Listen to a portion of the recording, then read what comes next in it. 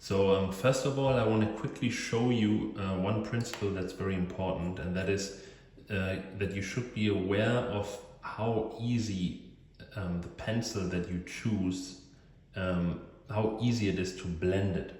So here I have an HB pencil by Faber-Castell, and I just want to show you what happens when I add some tone here.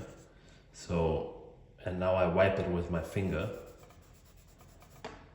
So you can see that it actually wipes very well.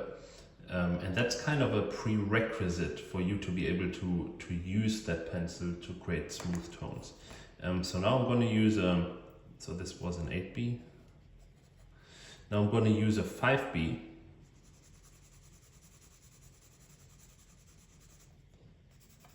Wipe it. And again, you see you actually get some nice smooth tones here when you blend.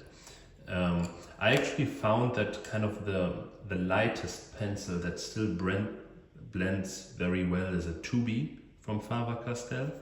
So while it's already on the harder side, you can actually blend it quite nicely. Now I find HBs, so this was a 5B, this was a 2B, HBs, they're already quite hard actually. Well, it's very easy to go too hard with them, and they don't blend, they blend a little bit too, but not as well as the 2B. And that will become more important in a second when I show you all the different tools we can use to blend in the lights and in the shadows.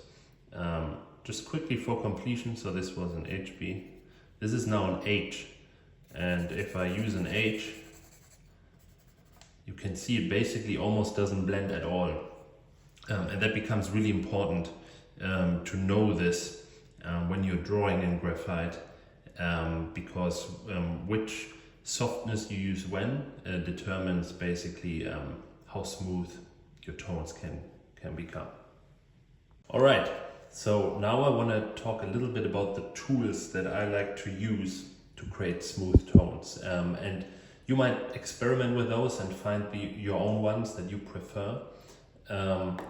But this is the ones I use, and I've tested quite a few of them. So first of all, this is a synthetic bristle brush, and these are all basically watercolor brushes.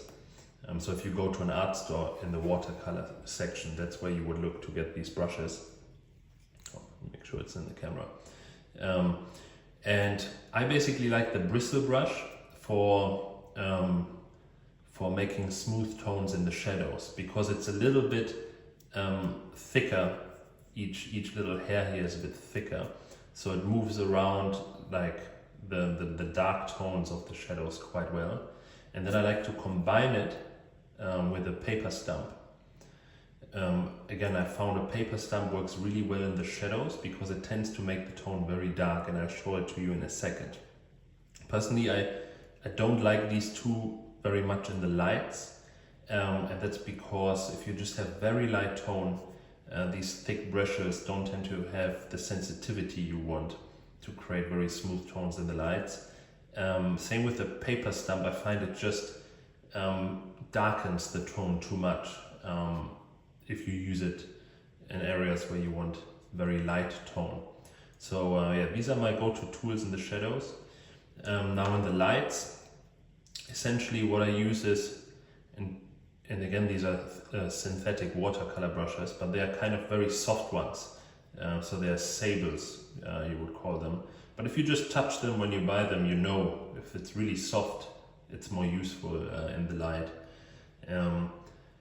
And what is great about these is that you can really model the form in the light with each brush stroke, and it's almost like just a very soft way to spread the tone. And again, I'll show it to you in a second. And then I have another one that's you can see very short and very wide. And this one is just really great to refine little areas in the lights, because you can go really precise with it.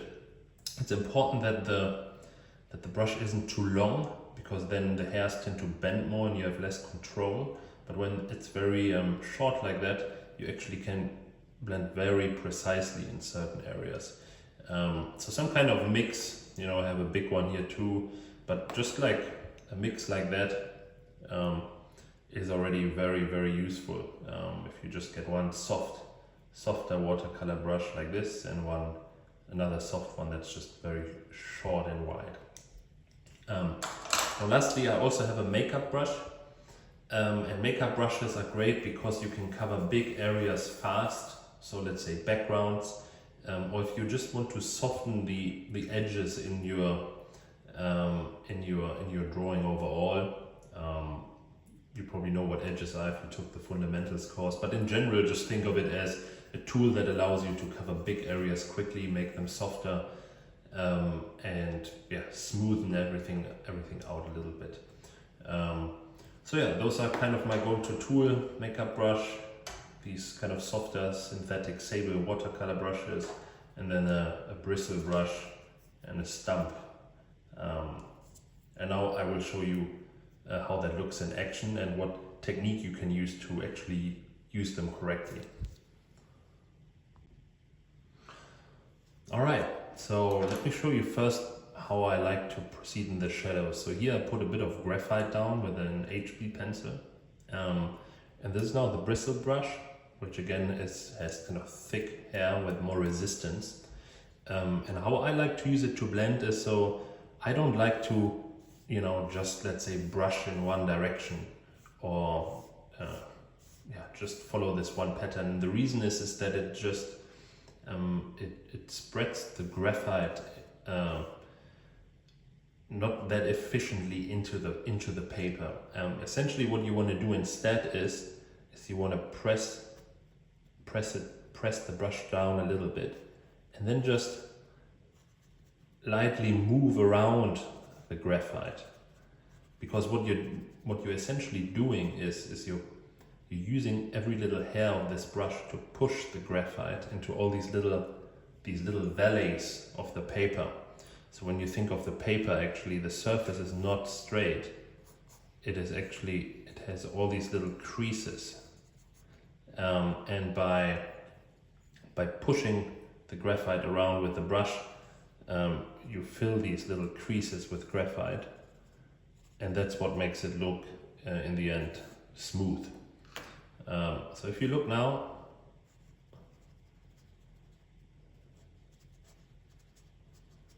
you can see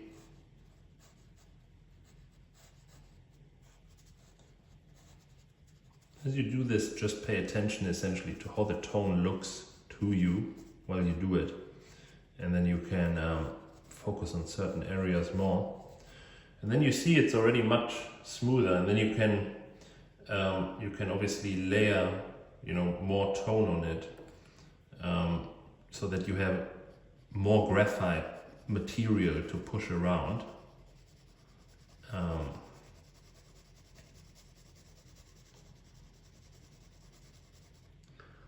And then you can go back in again, move it around. And now the reason why I like to use both a paper stump and the brush is because they both push the graphite into the paper in different ways. So by using two tools, you immediately get an even smoother tone, because each tool makes it smooth in a slightly different way. So now I'm using the paper stump, and again, just use it lightly and try and push the tone around a little bit, and pay attention to the effect it has when you use it, basically. And then you can basically see if you're doing it right or not.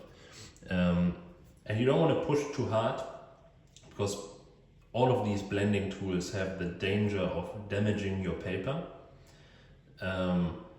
And by being just careful and precise with the tool you use, you make sure that you don't damage the paper, and you just create a very nice uniform looking tone.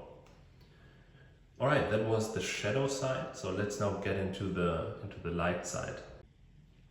So for the light side, as I mentioned, I quite like the 2B as a way to start drawing in the lights, because it it's still, it's relatively light, but the graphite isn't that hard yet, so you can still blend it a little bit. If you just apply the graphite, you know, by gripping the pencil at the very back, you can kind of create a nice light wash of tone. And then I would basically use a softer brush, and you can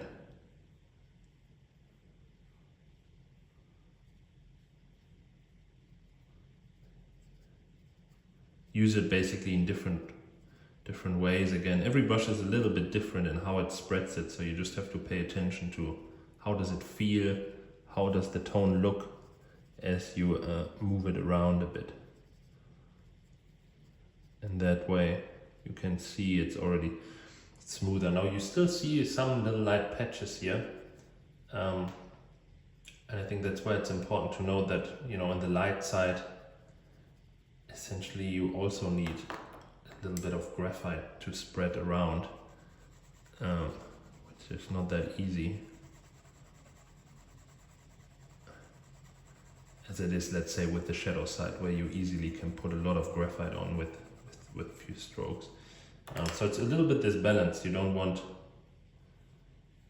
you don't want to make it too dark, because we're drawing in the lights, but you still need enough tone to actually spread around. Now you can see it already gets much smoother and smoother and smoother, and essentially you can just keep working it that way. Now, one trick I haven't mentioned yet is that you can also, where harder pencils like an H come in handy, is actually as a tool to smoothen the tone. So instead of using it as a tool to create the whole tone, you can use it now and go in. Let me see with the camera setup if it's that easy. You basically go in very lightly and you go over it. And the reason you do that is because the hard graphite tends to also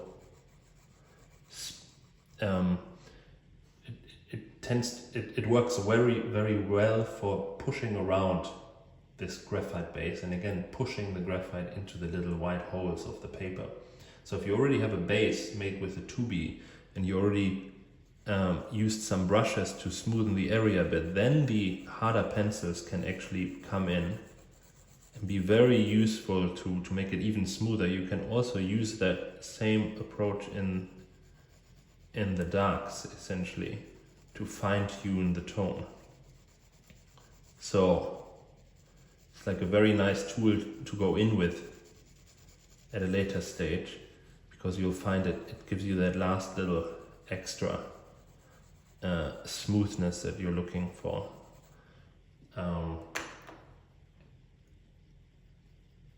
yeah, same with this little tiny brush. You can really go into certain areas that maybe look not so perfect yet, and do some more detailed work, which can be very helpful if, let's say, you're rendering a portrait or figure and you're trying to give it that final little finish.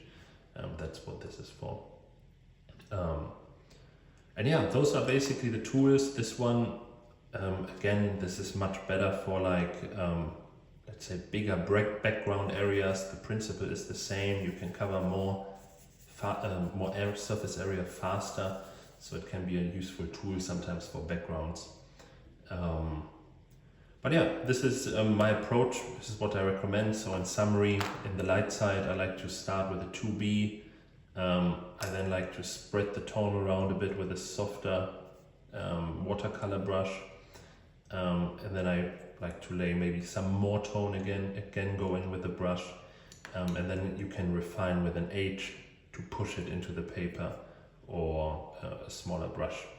And then in the dark side, some kind of bristle brush works really well, but harder. It doesn't have to be synthetic, can be a real one. and then a paper stump. That combination is quite great. And again, you can just repeat the steps, put in a bit of shadow with an 8B, spread it around with a bristle, put on more graphite, again with the bristle, more graphite, and then add some paper stump. And yeah, that's how you build smooth tone. And again, super important skill for drawing, to be able to make really smooth tones.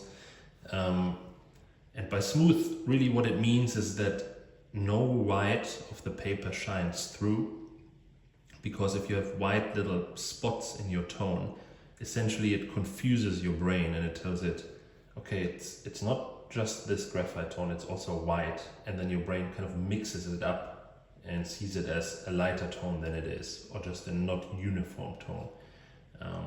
So having really this uniformity that the tone reads as the tone that you want it is really important for realism. And it's a bit harder to get in graphite than painting. If you paint, you know that in oil painting, let's say, you can, mix a tone, put it on, and it covers the paper very well. So that's an advantage of painting, that you can get more uniform tones easily. But in graphite, you basically need some tools to get the same effect and to work the graphite into the paper. So yeah, that was it. I hope you found it useful. Definitely try it out. In the end, just go to the art shop, check out the brushes in the watercolor section, get a few different graphites, get maybe a 2B graphite, an 8B graphite, and maybe a harder one like an HB on H, and a few brushes, and then you can already get started and try this.